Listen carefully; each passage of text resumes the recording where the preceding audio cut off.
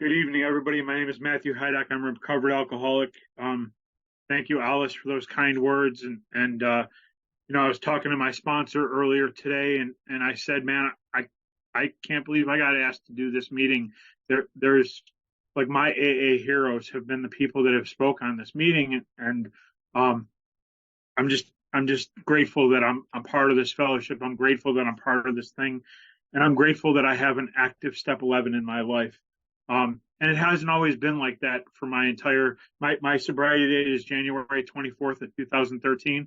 And I haven't had a Step 11 practice my entire for the entirety of my sobriety. It's been hit or miss at points, and as of late, it's been an experience that I've been having, not only for myself, but seeing some guys that I sponsor turn into Step 10 and 11, and really starting to make it as a way of life, and the miracle that I get to see through the transformation that happens in their life when they did this. It struck me when I think it was Mary was reading the spiritual experience appendix, and the quote that is there that is wrongly attributed to Herbert Spencer, but that this idea that the only thing that can keep us in everlasting ignorance is contempt prior to investigation, right? And I think that so many times in the 11-step writings that Bill Wilson did in the 12 and 12, the piece that I picked out is kind of the topic. Sorry, I got distracted by the chat. The piece that I picked out is kind of the topic. It talks about right before doing that experiment, finally doing the experiment. It says we liked AA, all right, and we're quick to say that it has done miracles, but we recoiled from meditation and prayer as obstinately as the scientist who refused to perform a certain experiment lest it prove his pet theory wrong. And I think that early in my sobriety, I had this obstinacy, and I think a lot of people, including myself, so I'm not throwing any shade on anybody that feels this way currently, almost feel like, man, I've done steps 1 through 9. I've went out into the world and I've made almost all or all my amends, and I'm carrying this message, and I think that step 10 and 11 a lot of times get set on the back burner or set off to the side, and I'll hear people say, oh, I've done all the steps, and I think I might have been one of those people early on in sobriety that I thought I completed this thing. I got sober at end of 2012 was probably the worst time of my life, and I ended up at a meeting of Alcoholics Anonymous after a suicide attempt the night before, and the first meeting of Alcoholics Anonymous I went into, I first meeting back, I had been to some meetings throughout the history before I got sober, but the first meeting back, I went in and I went up to the beginner's room and sat down in this chair, and someone said, okay, who's got the topic? And a lady raised her hand, and she had this cat that wouldn't urinate in the litter box. It would only pee on the carpet and the couch. And so we talked about cats for about a half hour. And then there was a guy, Bob, that had a snowblower that wouldn't start. So the next half hour, we talked about snowblowers and how to get them started. And I remember leaving that meeting knowing in my heart that Alcoholics Anonymous doesn't work, because I felt worse leaving that meeting than when I came into the meeting. And I called my father, who I hadn't talked to in many years, and I knew he was sober in Oklahoma. And I just explained to him what happened, and he just said, son, that's not Alcoholics Anonymous. And I think he knew that he couldn't 12-step me, so he turned me on to this speaker out of Texas, this guy, Chris. And I listened to this speech, man, and this guy told my story. I understand that he drank like I drank and thought like I thought and felt like I felt, and he was talking about being recovered and being free.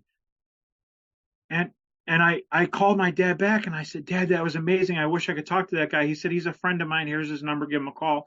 And Chris spent a couple hours on the phone with me, just talking to me, just loving on me. And he told me to go back to a meeting at Alcoholics Anonymous and find a guy that had a beat up big book that was talking about God and the steps. And that's how I met my first sponsor. And I met him, and I'm listening to all my early AA heroes, this guy Chris and his brother Myers and this guy Peter and Mark H and all these different guys I'm listening to all the time, and they're talking about working the steps rapidly and getting connected to God. And my experience was I went through the steps at a rather rapid clip, and I think I was about 3 months sober, and I went to Rob and said, I really want to learn about this prayer and meditation. And he said, man, I suck at it. Maybe it's time for you to move on to a new sponsor. And now I look back at that is one of the most humble things the man could have done for me, because he could have lied to me. He could have told me that this, that, or the other thing, and I ended up getting a new sponsor, and he taught me a little bit of meditation practice, and things went well for a while. And then I don't know, at 3 years sober, things in my life started to unravel. Everybody else in Alcoholics Anonymous was wrong, and I'm a big book thumper at heart, and if you're not coming out of the big book Alcoholics Anonymous, there's something wrong with you. And I'm taking judgment at everything you say at meetings, and I started to unravel. And mind you, at the time, I'm no longer doing any step 10 stuff all day long. And step 11, I'm not praying, I'm not meditating, and I'm just unraveling in the rooms of Alcoholics Anonymous. There's this reading that I found recently in the book Language of the Heart, and it came to me at the perfect moment recently. It's this article that Bill Wilson wrote in June of '58, and it's called Take Step 11. And this, I think, kind of describes that period that I was at 3 years sober, right? 12 stepping, talking at meetings, reciting our drinking stories, confession of our defects, what progress we made. But these things no longer provide us a release and an abundant life. And then it says, our lack of growth is often revealed by an unexpected calamity or big emotional upset. And that's where I was at. I'm in Alcoholics Anonymous. I'm dry. I'm not doing any work with step 11. And I would walk out into the garage and I would look at the rafters and wonder if a noose would hold me in the rafters at 3 years sober. And I ended up going to the spiritual retreat. My wife, Alice, talked about my wife. She's sober one day longer than I am. So we have this joke that she always tells me, oh, baby, you'll understand tomorrow. Don't worry about it. Calvin got that one. But my wife at the time, she was my girlfriend at the time, and she wanted me to go to this retreat. And I didn't want anything to do with you people at all. I was in a very negative space. And I ended up going to this retreat and just a room full of spiritual men. And I broke down and I got a new sponsor there, and I turned back into the steps, and I started a daily meditation practice, and I started working with step 10 on a regular basis.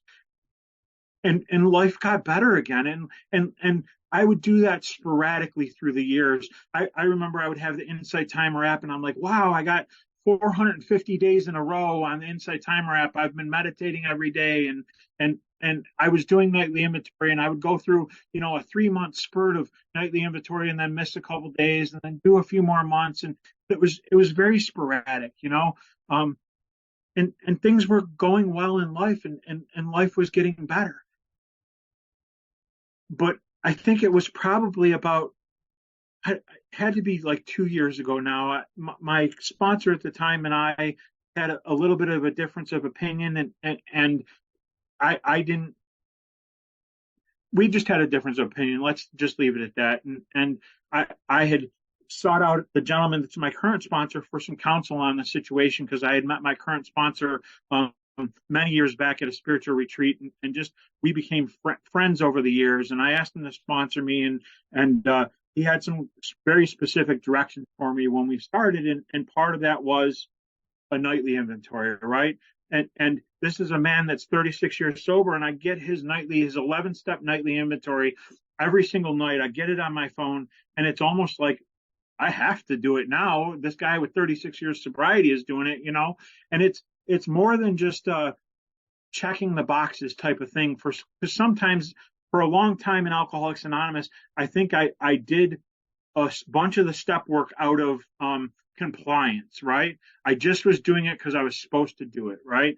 And when I started working with my current sponsor, it started to become something that I looked forward to, something that was giving me new life and new freedom. And you know, some of his requirements was that nightly inventory, that I had to be somewhere once a week where I don't want to end up, whether that's a jail, institution, treatment center, whatever it is, that I had to come to him with my current 8-step list, whatever was left on it, and that he always wanted me to have a new guy. And I'll tell you what, when I do those things, I seem to turn into step 11 more, because step 11 becomes more important in my life. And my meditation practice has changed many times. And I think a lot of people get hung up on meditation has to look like a certain way. It has to be this, or I have to float off the pillow with my legs crossed and face the east or face the west. I think we complicate the heck out of it, you know? And for me, honestly, guys, my morning meditation is super simple. It's I get up, I say a little prayer, I sit in this exact chair I'm in. This was my 24-year-old daughter's room, but since she's moved out, it's become my meditation room. But I sit in this chair, I get quiet, think about the day coming up ahead. And I just get quiet and look for kind of direction and inspiration for that day ahead. And that's not the only meditation I do, but that's my morning 11-step practice. It talks about we carefully consider our plans for the day. And then it goes on in the big book to talk about we conclude this period of meditation. So that consideration of the plans for my day was really for me my meditation period. And that's been super effective for me. Recently, I was talking to Harold. I was talking to my sponsor about some guys that I have that have been unwilling to do step 10 and 11, unwilling to go out and try to sponsor guys. And Harold tells me, I want you to page 96 them. I want you to sit down with them, ask them to read the top of page 96 in the big book, Alcoholics Anonymous, to you. And so you don't have to look it up. Basically, it's don't waste your time with a man that's unwilling to accept what you have, or however it's worded there, right? And then we have a conversation after that. And I paged 96, probably 8 guys about 2 months ago, and had a serious conversation about, guys, this is what I get freedom from, this 11-step stuff, step 10 throughout the day, and then being somewhere once a week where I don't want to end up. This is where I get my true freedom and peace. And I had several hard conversations with guys, and all of them agreed to move forward and start doing this stuff on a regular basis. One of the guys was pretty obstinate about it. He told me I wasn't very loving and kind, and you know, was very angry with me. And then a couple of days later, he called me up, and I'll tell you what, we sat at his house and we read through step 10 and 11 again. And I said, Barry, I just want you to commit to this for 30 days. If at the end of 30 days, you've had no change, no kind of difference of feeling, no difference of your spirit, at the end of 30 days, you can tell me, Matt, you're wrong, and I don't believe it, and you're wrong. And I'll tell you, today I was at Barry's house right after work, and it's been about 28 days. And just in his nightly inventories that have been coming in, I've seen a change in Barry. And going to meetings with Barry and hearing Barry share at meetings, coming from his heart rather than from his head, and just sharing from this experience he's had with meditation and prayer. I get weepy thinking about the fact that that's all Barry had to do to get there. That's the only change Barry had to make, was to turn into step 11 and come all the way in with it and sit all the way down with it. And it's really given me this experience to see this happen, and it's reaffirmed for me the powerfulness of step 11. You know what? I don't know if I started a timer. I didn't. So someone just give me a time of what time I'm supposed to stop. I'm sorry. And again, I turn to this article in the language of the heart. It's been so, I'm telling you guys, if you haven't read it, if you haven't spent time with it, please, if you're struggling with step 11, or even if you have a deep 11-step practice, I'm just telling you, it's changed me. And I've had it in my inventory the last couple of nights in a row that I've gone back to this article and reread this article, because it really just hits home with so much of what step 11 has meant for me throughout my sobriety and what it means to me today. And I'm going to share a little excerpt with you guys now. I had talked earlier about where I was at 3 years sober, and I read that little portion before that the 12 stepping and the sharing of my defects and all that other stuff had helped me for a long time, but it just wasn't filling the void, right? And then it talked about, it goes on to say here, perhaps we hit a financial jackpot or surprised that this solves almost nothing, that we are still bored and miserable, notwithstanding. As usual, we don't get drunk on these occasions. And our bright-eyed friends in Alcoholics Anonymous tell us we're doing great. And I'm kind of paraphrasing, I'm reading through it. What then is it? I'm sorry, it goes on to say, but inside we know better. We know that we aren't doing well enough. We still can't handle life as life is. There must be a serious flaw somewhere in our spiritual practice and development. What then is it? The chances are better than even that we shall locate our trouble in our misunderstanding or neglect of AA's 11th step. It goes on to say, the other steps have kept most of us sober and somehow functioning. But step 11 can keep us growing if we try hard and work continually at it. And that, folks, has just been my experience for myself. Excuse me, I got to take a sip.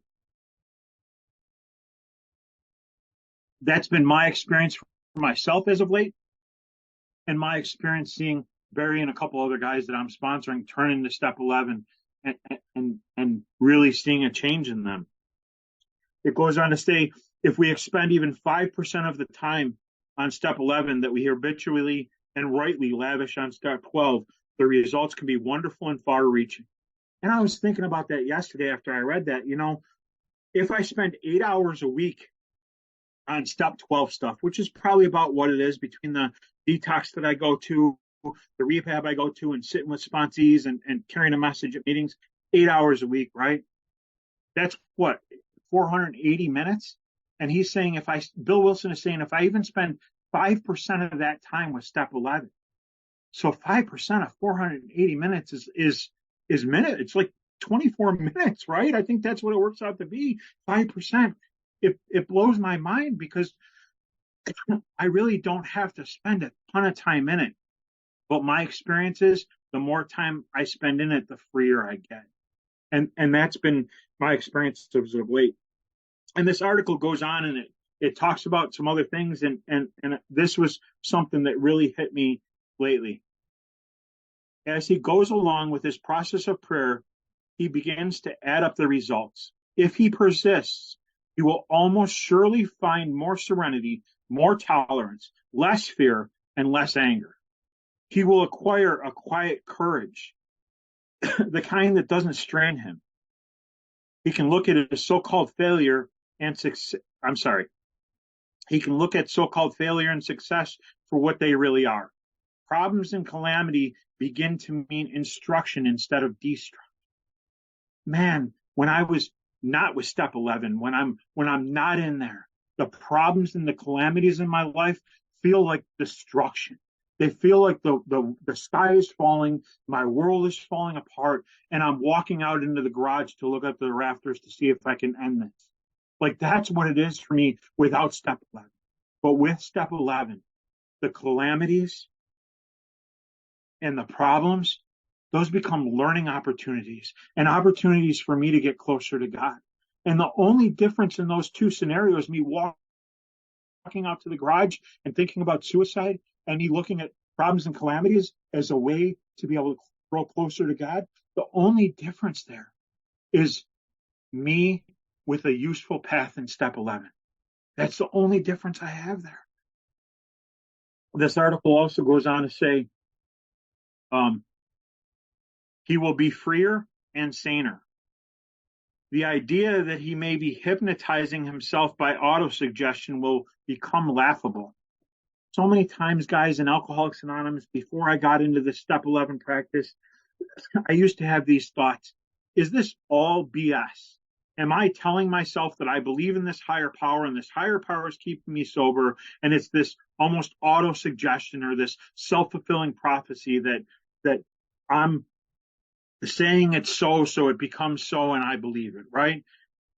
And here it is, And I was just blown away that Bill Wilson at 24 years sobriety must have had those same feelings and thoughts at some time in his sobriety, because he puts it in this book and puts it in this article. And it really has become, Bill says, the idea that he may be hypnotizing himself by autosuggestion will become laughable. And it really becomes laughable because the deeper I get into step 11, the more time I spend in it. When I come home from work and I just have 10 minutes and I'm like, I could go play a video game or I could sit down and do a meditation, and I'd rather do the meditation.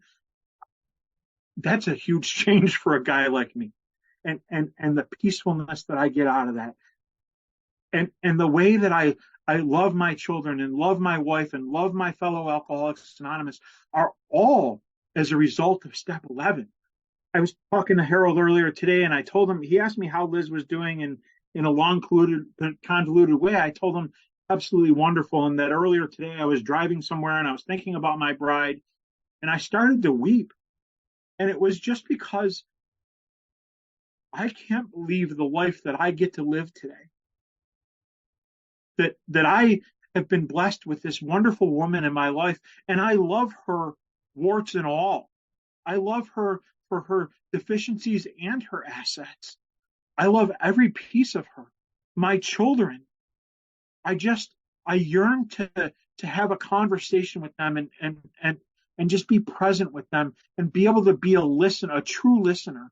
And I think that's something else step 11 has given me, is the ability to truly listen when I'm in a conversation and not jockey for what's the next thing I can say. What's the retort that I have to what they're saying? What am I thinking about that I can say? But when my daughter called me, she texted me at 5:15 this morning, "Hey, Dad, are you up?" And I was in the middle of meditation when I heard the ding. But when your 24-year-old daughter calls you, and it's a woman that when she was a younger teen wasn't speaking to me anymore, I stopped the meditation and I said, "Yeah, baby, I'm up. What's going on?" And we had a meaningful conversation this morning because I'm present to what's important in life as a result of this stuff. And I miss so much when I'm not in step 11. I miss so much. But the reality is, when I'm in it, when I'm practicing it, when I'm doing it, I get to see it all. I get to enjoy those moments. My 34-year-old son hadn't talked to me for a long time. And my suggestion from my sponsor was just reach out, send a card once in a while. Don't be overbearing. Just thinking of you, whatever it was, And lately he has been calling me and he's been asking me about meditation stuff. He's found himself a church out in Arizona, and he's going to this church and he says, "Dad, I know you meditate all the time. Can you teach me a little bit about it?" I miss that. If I'm not doing meditation, he doesn't come to me and ask me that stuff. He doesn't know that I'm doing it because I'm not being a spiritual leader in my family with my children. It's just stuff that I miss. And I'll close out the end of this article that he wrote. It talked about that thing being laughable, that it's a self-fulfilling prophecy type thing. And then, it's amazing because we look at the big book and we look at the promises in the big book, so many different promises, step 10, step 9, whatever. But this article, I was reading it, I'm like, man, these are some serious promise. His sense of purpose and direction will increase. His tensions and anxiety will commence to fade. His physical health will likely improve. Wonderful and unaccountable things will start to happen. Twisted relations in his family and on the outside will unaccountably improve. And guys, I encourage you to go to that article, to read that article. And honestly, guys, for the longest time, guys and women, men and women, people, however, for the longest time, if it wasn't in the big book, I don't want to hear it. That was my opinion. If it ain't in the big book, it ain't AA, I don't want to hear it. And I was at a lineage weekend a few months back in Alabama, and one of my sponsee brothers was sitting next to me, and he's, I don't know, 25, 30 years sober, something like that. And he knew that I had this long-term prejudice towards the 12 and 12, long-term prejudice. I thought it was like the Cliff Notes, and it softened Alcoholics Anonymous when it came out and all this stuff. And I'm at this spiritual weekend with a bunch, it was like 140 of us all in the same sponsorship family, and my brand sponsor and my sponsor and a bunch of other men were up there, and they kept talking, and they were giving these little gems out of step 11 out of the 12 and 12. And I'm like, wow, where did that come from? Wow, where did that come from? And my step brother came and sat next to me. I'm like, Tommy, I think maybe I've been wrong. I think maybe I need to turn into the 12 and 12 and start looking at it. And he challenged me to, he said, I want you to get a copy of the 12 and 12. I want you to read through the steps in the 12 and 12. I want you to have a highlighter and a pencil and a pen. Anything that you love in the 12 and 12, I want you to underline, or I want you to highlight. Anything that you're super excited about, I want you to write in pen. And then anything you think sucks, I want you to underline in pen. And I'm going through the book, and I can't believe how much I'm highlighting. Can't believe how many marks in pen I have and how few things I've underlined in pen. And I call Tommy up. I'm like, man, I'm at step 11 now in the 12 and 12, I told him. And I said, I can't believe how much highlighting and pen marks there are and how little pencil. And he said, the great thing is when you graduate from spiritual kindergarten and really start to do more step 11, you'll be able to erase the pencil marks because they'll start to ring true in your life. And I don't know, guys, I missed so much in Alcoholics Anonymous because of my prejudice. Hey, Kuna, how am I doing on time? What's my time left? 10 minutes left? Okay, thank you. I missed so much in Alcoholics Anonymous because of that obstinacy that it talked about in that reading that I picked. Out of all things, someone asked me if I'd rather pick a quote out of the big book or the 12 and 12, and I pick a quote out of the 12 and 12 to do this talk on. That obstinacy that against prayer and meditation or against the 12 and 12 or against other articles that Bill wrote because it wasn't coming out of the big book, and I was selling myself short. And I'm just sharing the experience that as I go deeper into this and as I see other men and women have experiences with step 11, I get a deeper connection with my higher power. I had an experience the other day. There's a girl at my company, and we work in close proximity, and she was just absolutely nasty a couple months ago, just absolutely nasty. And I was as loving and tolerant as I could be with her absolute seething nastiness, and there's been a little bit of tension there. And the crazy thing was I was meditating the other morning and her name popped into my head. 11-step morning quiet time. Her name popped into my head. I knew I had to go to the center where she manages. I work for U-Haul. She manages the center for U-Haul. It's attached to the building where my office is. And I knew I had to go up there, and her name came into my head.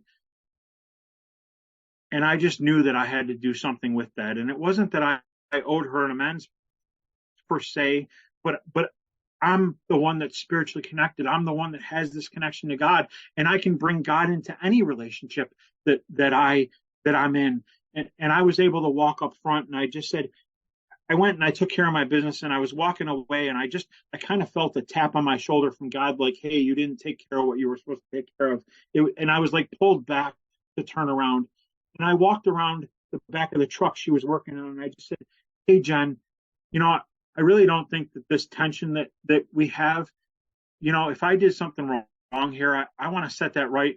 And I'm not sure what's going on, and she just looked at me and she started crying.